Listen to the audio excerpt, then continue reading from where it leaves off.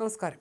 സംസ്ഥാനത്ത് അമീബിക് മസ്തിഷ്കജ്വര ബാധിതർ വർദ്ധിക്കുമ്പോഴും രോഗകാരണമാകുന്ന അമീബ ശരീരത്തിൽ പ്രവേശിക്കുന്നതിനെക്കുറിച്ച് ആരോഗ്യ വിദഗ്ധർ ആശയക്കുഴപ്പത്തിൽ. രോഗം പടരുന്നതിന്റെ കൃത്യമായ ഉറവിടം എന്തെന്നതിൽ ആരോഗ്യവകുപ്പ് ആശയക്കുഴപ്പത്തിലാണ്. വെള്ളത്തിലുള്ള അമീബ മൂക്കിലൂടെയാണ് തലച്ചോറിൽ പ്രവേശിക്കുന്നതെന്നാണ് പൊതുധാരണ. ഇതാണ് ആരോഗ്യമന്ത്രി വിശദീകരിച്ചത്. എന്നാൽ അമീബ ശരീരത്തിൽ പ്രവേശിക്കുന്ന വഴി ഇത് മാത്രമല്ലെന്നാണ് സൂചനകൾ.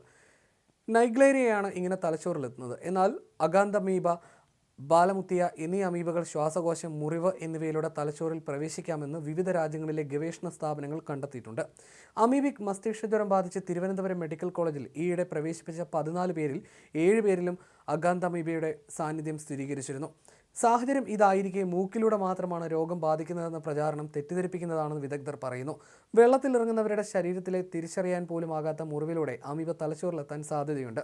നിർമ്മാണ പ്രവർത്തനം നടക്കുന്ന സ്ഥലങ്ങളിലടക്കം പൊടിയിലും അമീബയുണ്ടാകാം.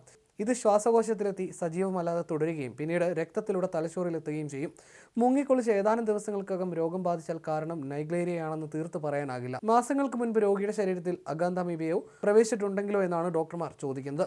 കിണറും ശുചിമുറിയുടെ ടാങ്കും അടുത്തടുത്തുണ്ടാകുന്നതും വിവിധ മാലിന്യങ്ങൾ തുറന്നുവിടുന്നതുമാണ് അമീബയുടെ വളർച്ചയ്ക്ക് അനുകൂല സാഹചര്യം ഒരുക്കുന്നതെന്ന് ഡോക്ടർമാർ പറയുന്നു.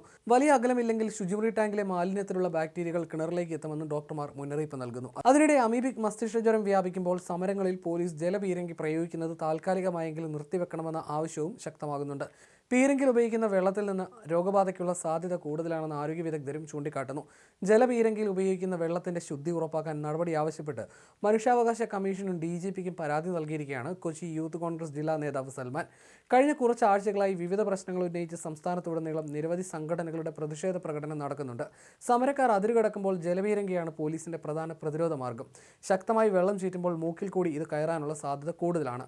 പോലീസ് ക്യാമ്പുകളിലെ കുളങ്ങളിൽ നിന്നും കിണറുകളിൽ നിന്നുമാണ് പീരങ്കിയിലേക്ക് സാധാരണ വെള്ളം നിറയ്ക്കുക.